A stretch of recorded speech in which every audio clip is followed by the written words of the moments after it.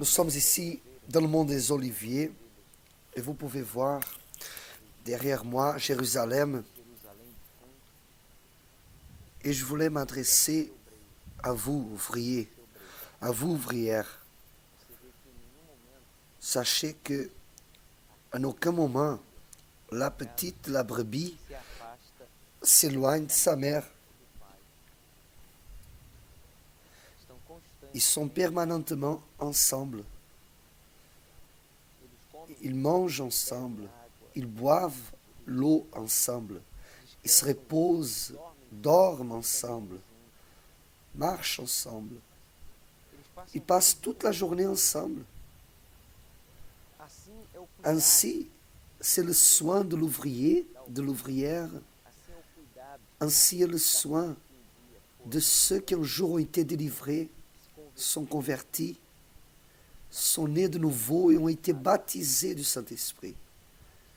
Ils sont toujours près, proches des personnes, du peuple, parce qu'ils sont proches de Dieu, ils sont proches aussi de ceux qui souffrent, car le Seigneur Jésus a laissé clair que là où il y a quelqu'un qui souffre, où il y a quelqu'un qui a besoin d'aide, d'orientation, il serait là, parmi eux. Et nous voyons malheureusement, parmi les ouvriers, ceux qui sont froids, spirituellement parlant, qui n'évangélisent plus, n'accueillent plus le peuple, ne donnent pas l'attention aux personnes qui arrivent à l'église, ayant besoin d'une parole, d'une motivation, de recevoir du courage. Et pourquoi cela arrive? Parce qu'elles ne sont plus dans les verts pâturages, elles ne sont plus proches des eaux tranquilles. Le bâton ne les protège plus, ne les guide plus, que c'est la parole de Dieu qui dirige, qui exhorte, qui motive. Et par conséquent, ces ouvriers, ils s'accommodent, se refroidissent. Par conséquent, ils tombent en tentation, se perdent au milieu de tentations, ils blasphèment et finissent par perdre ce qu'ils ont conquis, car malheureusement, ils laissent de faire le travail pour lequel ils ont été appelés, que c'est de perdre les brebis. Le Seigneur Jésus l'a dit, Pierre, tu m'aimes? Il a dit oui, je t'aime. Ici même, il a dit ça. Pendant 40 jours et 40 nuits, Jésus a donné des signes de sa résurrection. Il est monté au ciel depuis cet endroit. Les deux anges que lui apparurent du côté droit, du côté gauche, tandis qu'il montait au ciel, ils ont demandé aux disciples, à ceux qui regardaient vers cette merveille, par cette montée, les anges ont demandé, pourquoi vous regardez? Pourquoi vous êtes effrayés? Vous êtes étonnés avec ce que vous voyez? Ce même Jésus qui monte au ciel, il va descendre. Il va venir chercher son Église. Le Seigneur Jésus est à la porte. Quand vous et moi, nous lisons les Écritures de l'Apocalypse, des Épîtres, les prophéties d'Ézéchiel, de Jérémie, on voit que les prophéties s'accomplissent dans nos jours. La seule génération qui est en train de regarder, de voir l'accomplissement des dernières prophéties et du retour du Seigneur Jésus comme le fiancé pour venir chercher son Église. Et son vouloir, c'est qu'on puisse perdre ces brebis, qu'on puisse se donner pour ceux qui arrivent à l'Église, ayant besoin d'attention, ayant besoin d'une parole de foi, d'encouragement, de défi, ayant besoin de retrouver en vous et en moi la motivation, l'exhortation, le courage. Et tout ça, c'est possible seulement quand la personne est en train de vivre la foi, Quand l'ouvrier ne craint pas le loup, il ne craint pas les saisons, soit la crise, soit la persécution, les oppositions, n'importe. Quand l'ouvrier vit la foi, jamais il ouvre main du plus important, que c'est la vie de la brebis.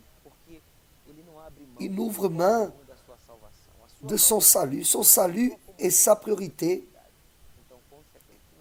Et par conséquent, il donne la priorité au salut des personnes, des gens, le suivi des personnes qui arrivent à l'église envoyées par Dieu. L'ouvrier qui un jour était assis à côté de ces personnes dans l'église, qui un jour a été brebis. D'ailleurs, nous serons toujours des brebis. Mais ceux qui ont la responsabilité pour le service de l'œuvre de Dieu, ils ont déjà passé parce que les brebis passent. Nous avons cette image des brebis. Elles ont besoin de quelqu'un qui les conduise, qui les amène ici. Alors, l'ouvrier, il se perd quand il ne va plus au vert pâturage, quand il ne sait plus où il se trouve. Alors, comment il va conduire la personne? Alors, on a cette préoccupation spéciale avec les ouvriers pour qu'ils ne s'oublient qu'ils sont des brebis, mais que Dieu les a appelés pour faire cette œuvre tellement spéciale que pour beaucoup n'est plus un privilège, mais c'est un poids. Ceux qui un jour faisaient les choses de tout son cœur et aujourd'hui le font par obligation. Ils ont laissé d'être des brebis et sont devenus des boucs. Or, ou bien nous sommes des brebis, ou bien nous sommes des boucs. Et quand nous sommes des brebis, nous donnons la priorité à notre salut, donnons la priorité à notre communion avec Dieu, notre ministère, être approuvé. Comme vous avez l'agenda de l'ouvrier avec les études qui contient des orientations pratiques, comment faire ce ministère, cette œuvre, et être un ouvrier, une ouvrière approuvée par Dieu. Mais c'est clair, s'il n'y a pas une soumission, s'il n'y a pas la pratique de la parole, alors on sort de cet état de brebis et on devient bouc. Et là, par conséquent, la destruction, à cause du manque de donner de la valeur, d'avoir de l'amour, de la crainte, de donner attention à sa propre âme. Comment on va donner attention à l'âme des autres?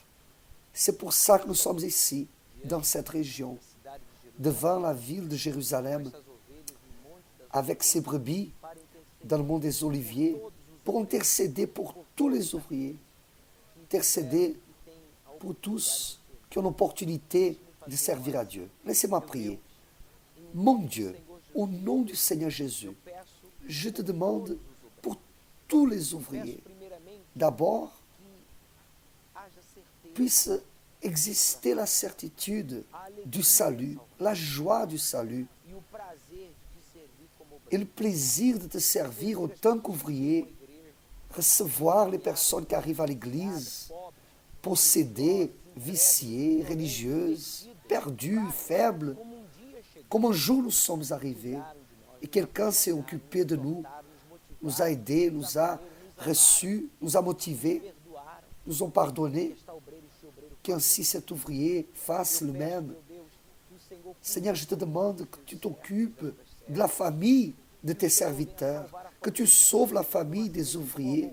Je n'accepte pas que la famille des ouvriers soit perdue, soit des incrédules, possédés, religieux, viciés, pauvres. Il doit avoir le salut de la famille de ceux qui te servent, tes ouvriers. Alors je te demande, mon Dieu, que tu viennes maintenant et tendre ta main et révéler à cet ouvrier ce qui manque dans son ministère pour qu'il soit approuvé par la consécration, pour le jeûne, pour l'évangélisation, la révolte, le courage. Mon Dieu, je ne sais pas ce qui manque, mais je sais que c'est à nous de faire par où notre ministère soit approuvé. À nous d'être des brebis de ton troupeau, car c'est écrit, l'Éternel est mon berger, et rien ne me manquera. Pour que le Seigneur soit mon berger, alors je dois devenir une brebis du Seigneur. C'est pour ça que nous sommes ensemble dans une seule foi. Pour cela, nous allons le 6 avril, le vendredi, nous allons évangéliser cette ville. Nous allons, mon Dieu, évangéliser ce pays, ce continent. Et dans cet événement, votre esprit, votre vie, il aura le salut. Il y aura un changement d'esprit de ceux qui participeront et qui auront un changement de vie. Nous déterminons que tous les ouvriers évangélistes, membres, qui feront possible que ces endroits qui seront utilisés comme un véritable mont des Oliviers, là où tu as manifesté ton pouvoir, qu'existe cette transformation d'esprit, que le salut se manifeste au nom du Seigneur Jésus.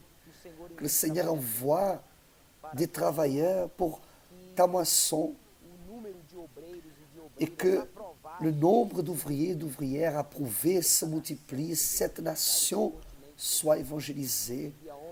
Envoie des hommes et des femmes qui te serviront comme des ouvriers, des évangélistes, des membres, mais des personnes qui te serviront aussi dans l'hôtel, comme des épouses de pasteurs, des pasteurs, car ils ont été approuvés autant qu'ouvriers. C'est ça que nous déterminons depuis le mont des Oliviers.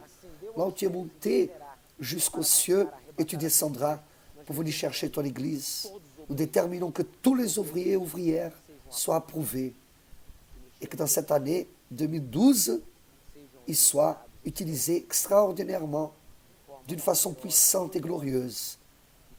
Et tout pour ta gloire, Seigneur Jésus. Amen.